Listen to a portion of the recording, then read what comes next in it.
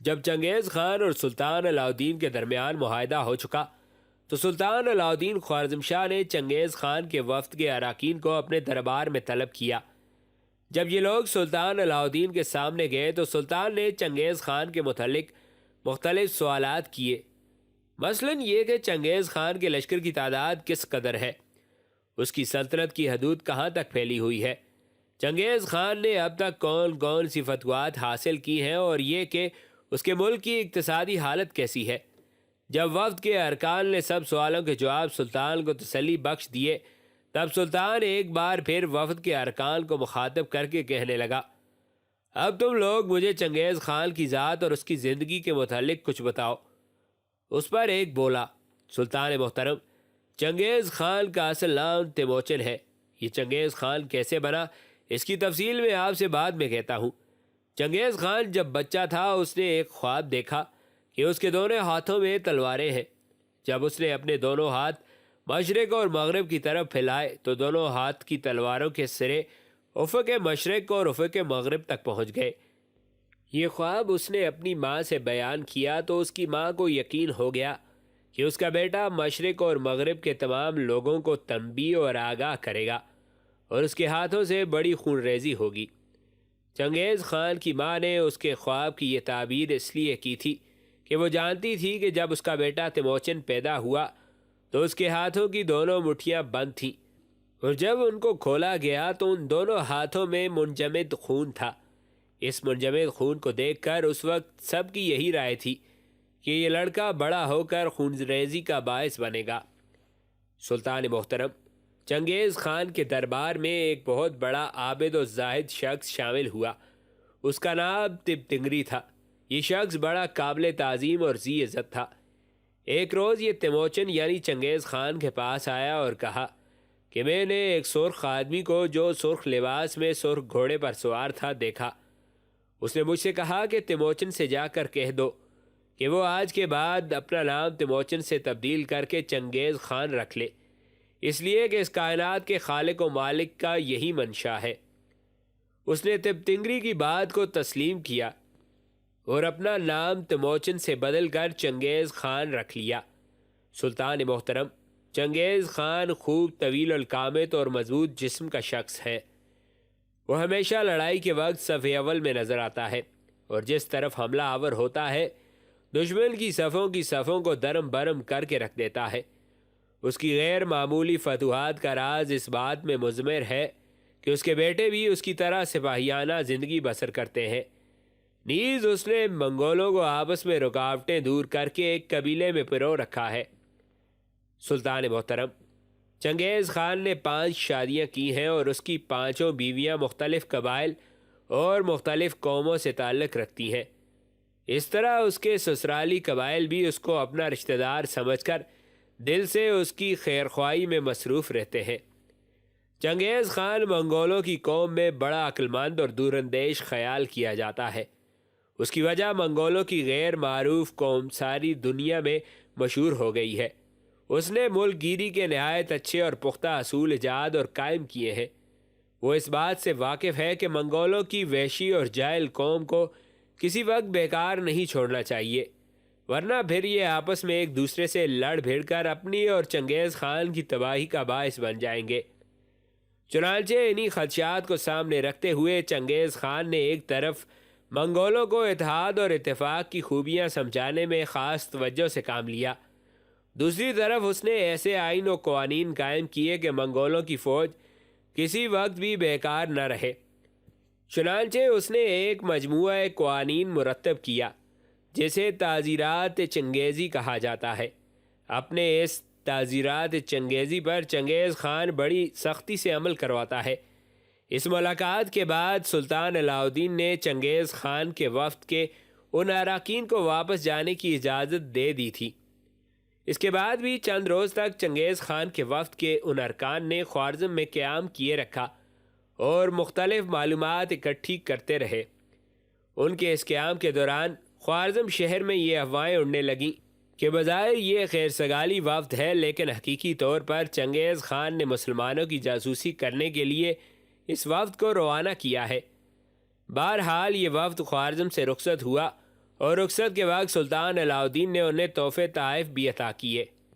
اس وفد کے ارکان جب صحرائے گوبی میں چنگیز خان کے سامنے گئے تو اس نے سلطان علاء الدین سے متعلق ویسی ہی معلومات حاصل کیں جیسی سلطان علاء الدین نے چنگیز خان سے متعلق وفد کے ان ارکان سے حاصل کی تھیں۔ اس موقع پر وفد کے ارکان میں سے ایک نے چنگیز خان کو مخاطب کرتے ہوئے کہا، خان اعظم، خوارزموں کا شہنشاہ علاء الدین بھی تمہاری طرح ایک خانہ بدوش قوم سے تعلق رکھتا ہے۔ اس کے آباء و اجداد سلجوق اعظم ملک شاہ کے غلام اور کاسہ بردار رہ چکے ہیں۔ اس کے علاوہ شہنشاہ علاء الدین ایک سچا ترک سپاہی ہے، عسکریت اس کی جبلت میں ہے، سیاسی نکتوں کی تہ تک وہ آسانی سے پہنچ جاتا ہے۔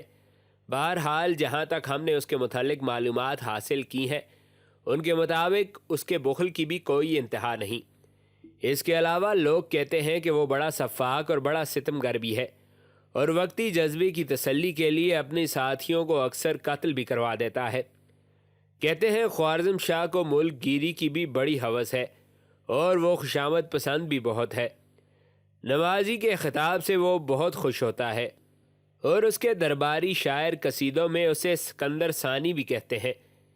شہنشاہ خوارزم شاہ کے پاس اس وقت 4 لاکھ نبرد آزما فوج ہے، اس میں زیادہ تر خوارزمی شامل ہیں۔ دوسرے قبائل مثلاً سلجوکی اور دیگر قبائل بھی اس کے لشکر میں شامل ہیں۔ وہ جہاں جاتا ہے جنگی ہاتھیوں کی قطار در قطار، مسلح جوانوں، اونٹوں اور غلاموں کی صفیں در صفیں اس کے ہم رکاب رہتی ہیں۔ سلطان علاء الدین کی سلطنت کی پشت پناہ اس کے وہ بڑے بڑے شہر ہیں جو دریاؤں کے کنارے آباد ہیں، مثلاً بخارا جو اپنی مساجد اور مدرسوں کی وجہ سے دنیا اسلام کا مرکز ہے، سمرقند جو اپنی بلند و بالا دیواروں اور باغوں اور تفریح گاہوں کی وجہ سے مشہور ہے۔ اس کے علاوہ بلخ، ہرات اور خراسان بھی سلطان علاء الدین کی سلطنت کے قلب خیال کیے جاتے ہیں۔ خان اعظم، سلطان علاء الدین نے اپنی سلطنت کو اس خدشے کے پیش نظر کہ کہیں اس کے مرنے کے بعد اس کے بیٹوں میں خانہ جنگی نہ شروع ہو جائے 4 حصوں میں بانٹ رکھا ہے۔ اگرچہ جلال الدین سب سے بڑا، سب سے دلیر، فہیم اور شجاع بیٹا ہے، ولی عہد کا حقدار بھی ہے، لیکن اپنی والدہ اور چند سرداروں کے مشورے پر علاء الدین نے اپنے دوسرے بیٹے ازلاق کو اپنا ولی عہد مقرر کر رکھا ہے۔ خوارزم، خراسان اور مازندان کے صوبے ولی عہد ازلاق کی سرکردگی میں دیے گئے ہیں۔ اس کے علاوہ غزنی اور وسط سندھ جلال الدین کو دیے گئے ہیں۔ چونکہ جلال الدین بڑا شجاع، بہادر، دلیر، عاقل اور فہیم ہے اور سلطان علاء الدین اسے اپنے پاس سے جدا نہیں کرتا، لہذا جن علاقوں کا جلال الدین کو حاکم مقرر کیا گیا ہے اس پر جلال الدین کی طرف سے ایک اور سردار ان علاقوں کی نگرانی کرتا ہے، جبکہ جلال الدین کو علاء الدین نے اپنے پاس خوارزم میں رکھا ہوا ہے۔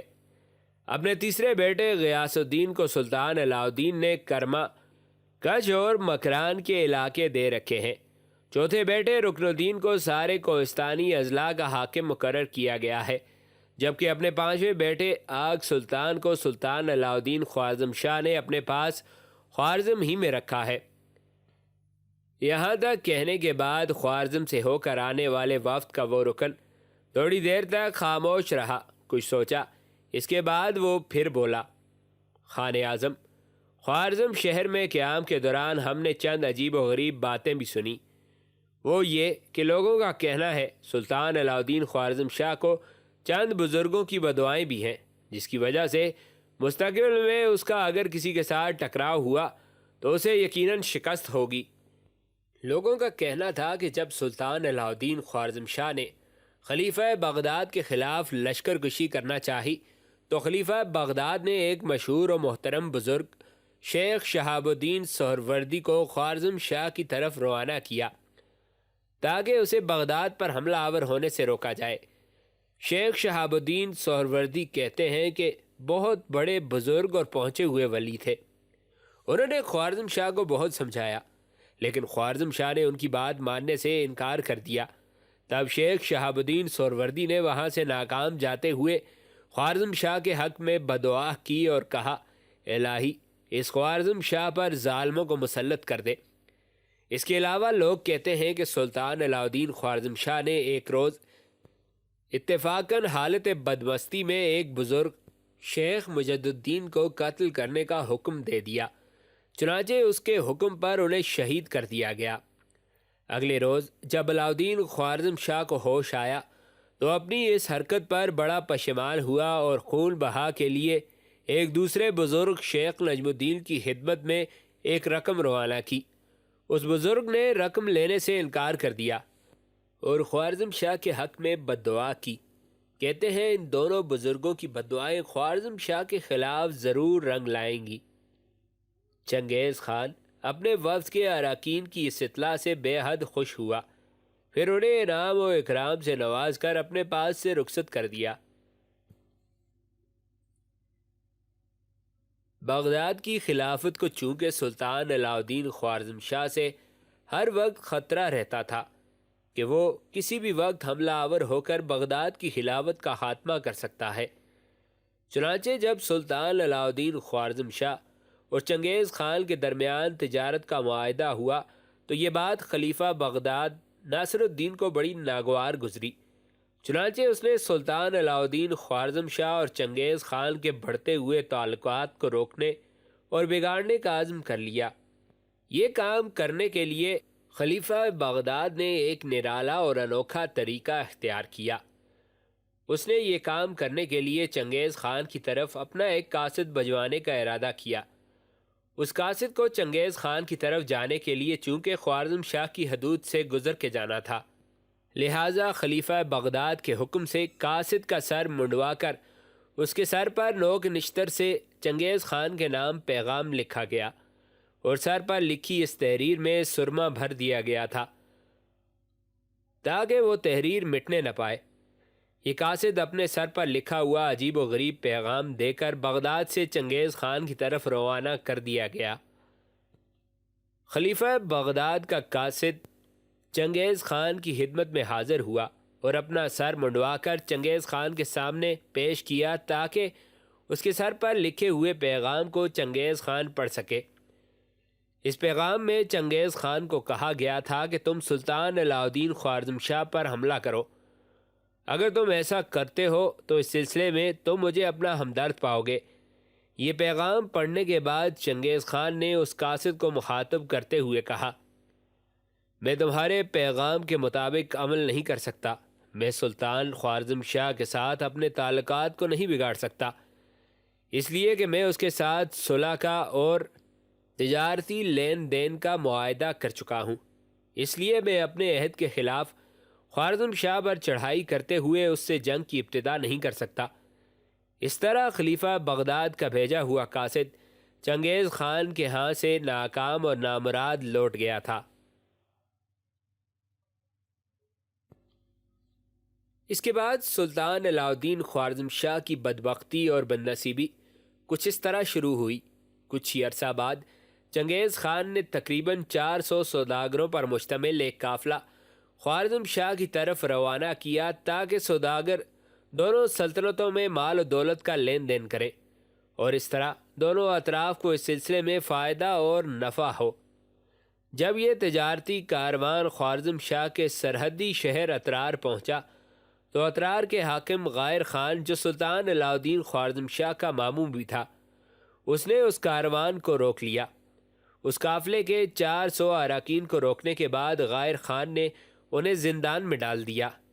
قافلے والے سوداگروں نے ہر چند غائر خان سے کہا کہ وہ سوداگر ہیں اور صرف تجارت کی غرض سے خوارزم کا رخ کر رہے ہیں، لیکن چونکہ ان کے پاس بے شمار قیمتی اشیاء اور دوسرا قیمتی سامان تھا جسے دیکھ کر غائر خان کے منہ میں پانی بھر آیا تھا، لہٰذا اس نے تہیہ کر لیا تھا کہ اس تجارتی کاروان کے سارے سامان پر قبضہ کر کے رہے گا۔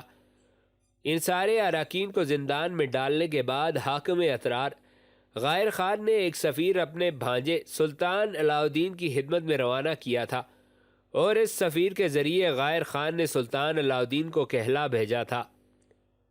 چنگیز خان کی طرف سے کچھ جاسوس سوداگروں اور سفیروں کے بھیس میں آئے ہیں، میں نے انہیں گرفتار کر لیا ہے، ان کی نسبت آپ کا کیا حکم ہے؟ غائر خان کا یہ پیغام ملتے ہی سلطان علاؤدین خوارزم شاہ نے بغیر سوچے سمجھے ان سب کے قتل کا حکم دے دیا۔ چنانچہ جب غائر خان کا سفیر واپس اترار پہنچا تو سلطان علاء الدین کے فیصلے سے غائر خان کو آگاہ کیا تو غائر خان نے ان سارے کے سارے 400 سوداگروں کو موت کے گھاٹ اتار کر ان کے قیمتی مال و متاع پر قبضہ کر لیا۔ ان قافلے والوں کے قتل کے دوسرے روز جب کہ اترار شہر کا حاکم غائر خان شہر کے صدر دروازے کے پاس روزمرہ کے احکامات جاری کر رہا تھا اور خان کا ماموں اور اترار شہر کے قلعے کا کماندار برہان الدین آیا اور غائر خان کو مخاطب کر کے کہنے لگا، غائر خان، مجھے تھوڑا سا وقت دو، علیحدگی میں تمہارے ساتھ گفتگو کرنا چاہتا ہوں۔ اس پر غائر خان نے تھوڑی دیر کے لیے تشویشناک سے انداز میں برہان الدین کی طرف دیکھا، پھر وہ اس کے ساتھ ہو لیا۔ برہان الدین اسے ایک طرف لے گیا، پھر تنبیہ کرنے کے انداز میں کہنے لگا، جس روز تو نے چنگیز خان کے قافلے کے 400 سوداگروں کو یہاں روک کر اپنے سفیر سلطان علاء الدین کی خدمت میں ان کے متعلق احکامات حاصل کرنے کے لیے بھیجے تھے، اس وقت ہی میں نے تم سے کہا تھا کہ قافلے کے ان 400 اراکین کو خوارزم جانے دو، اس لیے کہ وہ جاسوس نہیں بلکہ سوداگر ہیں۔ غائر خان، تو نے میری ایک بات نہ مانی، تجھے چاہیے تو یہ تھا کہ تو ان کی خوب عزت افزائی کرتا تاکہ ہماری سلطنت اور چنگیز خان کی سلطنت کے درمیان تجارتی تعلقات بڑھتے اور دونوں مملکتوں کے درمیان شانتی اور امن و امان کو مزید جگہ ملتی، لیکن تو نے جو کام کیا ہے اس کی بنا پر میں یہ پیشگوئی کر سکتا ہوں کہ تو نے ان 400 سوداگروں کو قتل کر کے اپنے ان علاقوں کو خون ریزی اور خون میں ڈبو کے رکھ دیا ہے۔ غائر خان، میں تمہارے سامنے پیشگوئی کرتا ہوں کہ جب چنگیز خان کو اپنے 400 سوداگروں کے قتل کی خبر ملے گی تو یاد رکھنا وہ ایک بہت بڑا لشکر لے کر ان علاقوں کا رخ کرے گا اور ایسی خون ریزی، ایسی تاراجی اور ایسی تباہی اور بربادی کا کھیل کھیلے گا جو اس سے پہلے شاید ہی ان علاقوں میں کھیلا گیا ہو۔ اس پر غائر خان بڑی بے پرواہی سے کہنے لگا، چنگیز خان ہمارا کیا بگاڑ لے گا؟ میرے بھانجے سلطان علاء الدین خوارزم شاہ کے پاس اس وقت 4 لاکھ تربیت یافتہ فوج ہے۔ چنگیز خان نے اگر ہم پر حملہ آور ہونے کی حماقت کی تو یاد رکھنا ہم سرائے گوبی میں اس کے مرکزی شہر قراقرم تک اس کا ایسا بدترین تعاقب کریں گے کہ چنگیز خان اپنی ابتدا اپنی انتہا تک بھول جائے گا۔ اس پر برہان الدین طنزیہ مسکراہٹ میں کہنے لگا، غائر خان، یہ سب زبانی کلامی باتیں ہیں، جب عمل کا موقع آئے گا تو میں دیکھوں گا کہ تم کیا کرتے ہو۔ بہرحال میں تمہیں تنبیہ کرتا ہوں، جب کہ تم نے چنگیز خان کے سوداگروں کو قتل کر دیا ہے تو اس شہر کی فصیل اور اس کے دفاعی انتظامات کو مستحکم کرنا شروع کر دو، اس لیے کہ عنقریب چنگیز خان اپنے لشکر کے ساتھ اس شہر کے دروازے پر دستک دے رہا ہوگا۔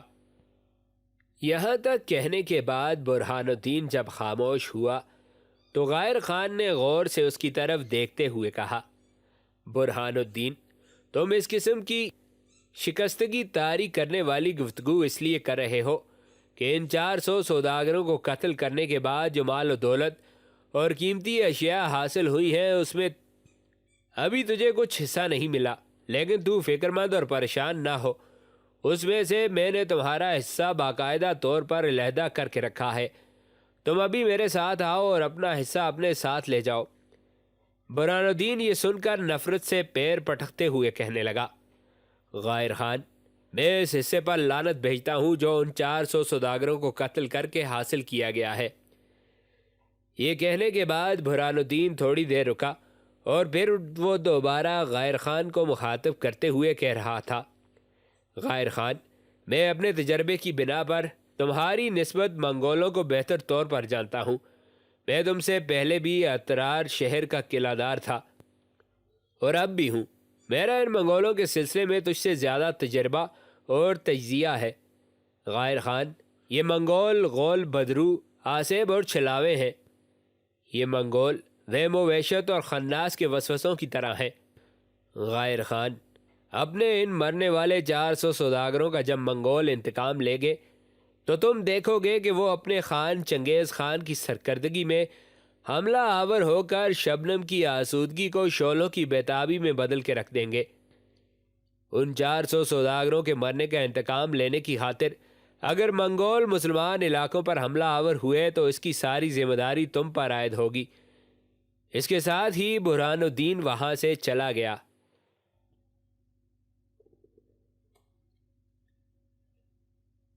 کہتے ہیں چنگیز خان کو جب اپنے ان سوداگروں کے قلعہ اترار کے حاکم غائر خان کے ہاتھوں قتل ہونے کی اطلاع ملی تو اس نے سلطان علاء الدین خوارزم شاہ کے پاس نہایت احتیاط اور اہتمام کے ساتھ اپنے ایک قاصد کے ہاتھ خط بھیجا۔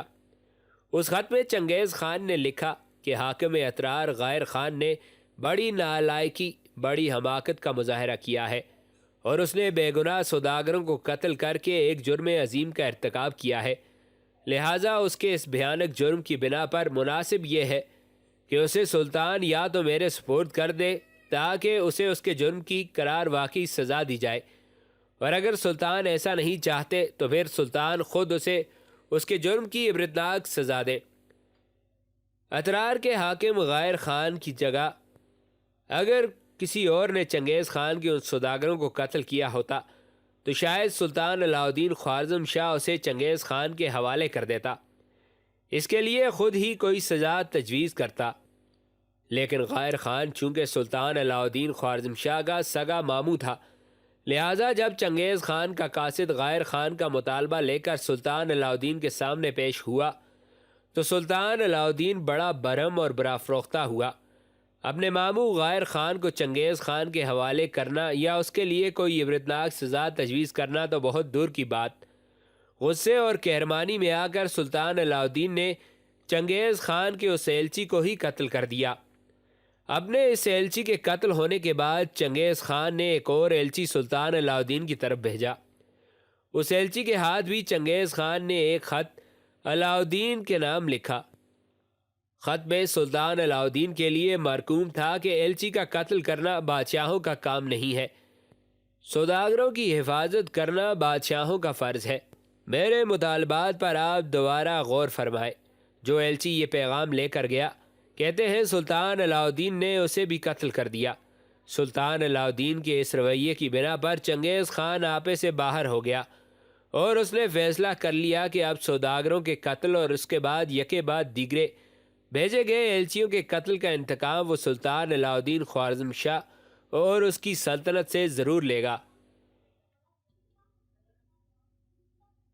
خوارزم شاہ کے ساتھ جنگ کے لیے نکلنے سے قبل چنگیز خان نے اپنے مرکزی شہر کراکرم سے باہر اپنے شامیانہ نما خیمے میں اپنے بیٹوں، اپنے لشکر کے بڑے بڑے سرداروں، سالاروں اور دوسرے عام لوگوں کا اجلاس طلب کیا۔ یہ خیمہ ریشمی استر اور سفید سمور کے ایک اونچے، بلند اور کھلے شامیانے کی صورت میں تھا۔ اس خیمے کے دروازے پر چاندی کی میز پر گھوڑی کا دودھ، پھل اور گوشت افراد سے رکھے ہوئے تھے تاکہ جو بھی اس کی خدمت میں پیش ہو وہ سیر ہو کر کھانا کھائے۔ چنگیز خان کے حکم پر آہستہ آہستہ لوگ اس کے خیمے میں جمع ہونے لگے۔ چنگیز خان کے پہلو میں اس کے چاروں بیٹے بیٹھے تھے، اس لیے کہ چنگیز خان صرف اپنی بیوی بورتائی کے بطن سے ہی ان چاروں بیٹوں کو اپنا وارث خیال کرتا تھا اور سب سے زیادہ انہی کا خیال رکھتا تھا۔ چنگیز خان کے سامنے دائیں طرف اس کے عظیم سپہ سالار سوبدائی، نویان، چارمغان، اس کے بعد چنگیز خان کا سب سے بڑا اور مانا ہوا ستارہ شناس لیوچستائی اور اس کے ساتھ چنگیز خان کا میر منشی بیٹھا ہوا تھا، جبکہ چنگیز خان کے بائیں طرف ایک لمبی قطار میں اس کے سارے چھوٹے بڑے سالار آ کر اپنی اپنی جگہوں پر بیٹھ گئے تھے۔ اس کے بعد چنگیز خان تھوڑی دیر تک اپنے دونوں پہلوؤں میں بیٹھے ہوئے چاروں بیٹوں سے تھوڑی دیر تک صلاح و مشورہ کرتا رہا، اس لیے کہ اور بیویوں کی نسبت وہ اپنی بیوی بورتائی کے بطن سے پیدا ہونے والے ان چاروں بیٹوں کو بڑی اہمیت دیتا تھا۔ بڑا بیٹا جوچی جو سب سے بڑا تھا، اسے اس نے میر شکار مقرر کیا ہوا تھا، اس لیے کہ منگول اب بھی زیادہ تر شکار پر ہی گزر بسر کرتے تھے۔ دوسرے بیٹے چغتائی کو چنگیز خان نے اپنا میر قانون اور سزا مقرر کر رکھا تھا۔ تیسرے بیٹے اوغتائی کو میر مشاورت اور سب سے چھوٹے بیٹے تولائی کو اس نے اپنی افواج کا سپہ سالار مقرر کر رکھا تھا۔ تولائی کو چنگیز خان ہمیشہ اپنے ساتھ رکھتا، بڑا بیٹا جوچی وہی تھا جس کے بیٹے باتو نے روس کی سرزمینوں کو تاراج کیا اور وہاں اپنی سلطنت کی ابتدا کی۔ اسی باتو کے بھائی برکائی خان نے اسلام قبول کر لیا تھا۔ دوسرا بیٹا چغتائی وہ تھا جسے وسط ایشیا ورثے میں ملا اور جس کی اولاد میں ہندوستان کے عظیم مغلیہ خاندان کا بانی بابر تھا۔ تولائی چنگیز خان کا وہ بیٹا تھا جس کے بیٹے قبلائی خان کی سلطنت چین سے لے کر وسط یورپ تک پھیلی ہوئی تھی۔ بورتائی کے علاوہ چنگیز خان کی اور بھی بہت سی بیویاں تھیں جن میں شہزادیاں بھی تھیں، ترک شاہی خاندانوں کی بیٹیاں بھی تھیں اور صحرا کے قبیلوں کی سب سے زیادہ حسین و جمیل عورتیں بھی تھیں۔ چنگیز خان کی یہ ساری بیویاں اپنے اپنے خیموں میں رہتی تھیں اور ان کی قوم کے لوگ ان کی خدمت گزاری کرتے تھے، لیکن چنگیز خان کی نگاہوں میں جو قدر و منزلت اس کی پہلی بیوی بورتائی کی تھی وہ کسی کی نہ تھی۔ اسی بنا پر وہ بورتائی کے چاروں بیٹوں پر ہی اعتماد اور بھروسہ کرتا تھا۔ تھوڑی دیر تک اپنے چاروں بیٹوں سے صلاح مشورہ کرنے کے بعد چنگیز خان نے اپنے سارے سالاروں اور سرداروں کو مخاطب کرتے ہوئے کہا، میرے جانثاروں، اپنے بیٹوں سے مشورہ کرنے کے بعد میں نے یہ طے کیا ہے کہ مسلمانوں کے سلطان علاء الدین خوارزم شاہ کے خلاف ایک نہ ختم ہونے والی جنگ کا سلسلہ شروع کر دیا جائے۔ میں سارے سرداروں کو حکم دیتا ہوں کہ اپنے اپنے لشکروں کو لے کر ایک جگہ جمع ہونا شروع ہو جائیں جو ہمارے مرکزی شہر کراکرم اور صحرائے گوبی کے درمیان پڑتی ہے۔ جب سارے لشکر جمع ہو جائیں گے تب یہاں سے خوارزم شاہ سے جنگ کرنے کے لیے جمع کیا جائے گا۔ میں سب سرداروں کو اپنے اپنے لشکر ندی کے کنارے جمع کرنے کے لیے صرف 1 ہفتے کی مہلت دیتا ہوں، اور اس دوران جس کسی بھی سردار کو پیش قدمی کرنے کے لیے جس چیز کی بھی ضرورت ہو وہ اس سلسلے میں میرے بیٹے جوچی سے رابطہ قائم کرے۔ 1 ہفتے بعد ہم یہاں سے خوارزم شاہ کی سلطنت کی طرف کوچ کریں گے۔ یہاں تک کہنے کے بعد چنگیز خان تھوڑی دیر تک خاموش رہا۔ اس کے بعد وہ اپنے میر منشی ایفوری کو مخاطب کر کے کہنے لگا، ایفوری، ایک قاصد مسلمانوں کے سلطان علاء الدین خوارزم شاہ کی طرف روانہ کرو اور اس قاصد کے ہاتھ ایک خط اسے روانہ کرو، اور اس خط میں لکھ کر چنگیز خان کا یہ اعلان ہے کہ نہ آسمان پر 2 سورج چمک سکتے ہیں اور نہ ہی زمین پر 2 خاقان ایک ساتھ رہ سکتے ہیں۔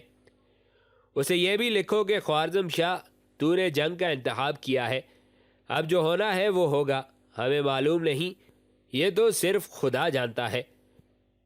اس کے بعد چنگیز خان نے اپنے سارے سرداروں اور سالاروں سے کہا، اب تم سب لوگ اٹھو اور جنگ کے لیے کوچ کرنے کی تیاریاں شروع کر دو۔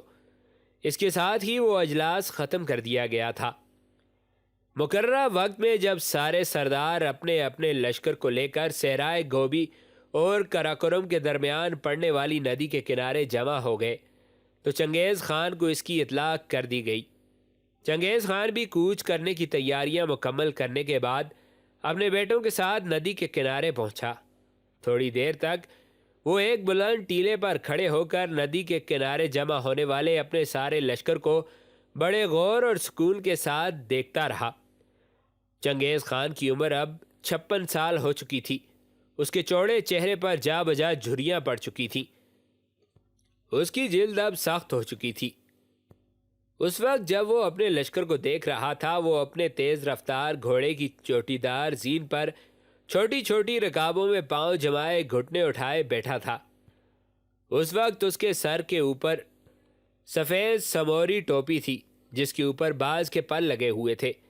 اس کے دونوں کانوں پر سرخ کپڑے کی جھنڈیاں لہرا رہی تھیں جیسے کسی جانور کے سینگ ہوتے ہیں، لیکن ان جھنڈیوں کا اصل مصرف تیز ہوا کے باعث کانوں کو محفوظ رکھنے کے ساتھ ساتھ ٹوپی کو بھی مضبوطی کے ساتھ سر پر جما کر رکھنا تھا۔ اس کا چرمی لمبی آستینوں والا لبادہ سونے کی پٹیوں اور سنہری اطلس کے کمربند سے بندھا ہوا تھا۔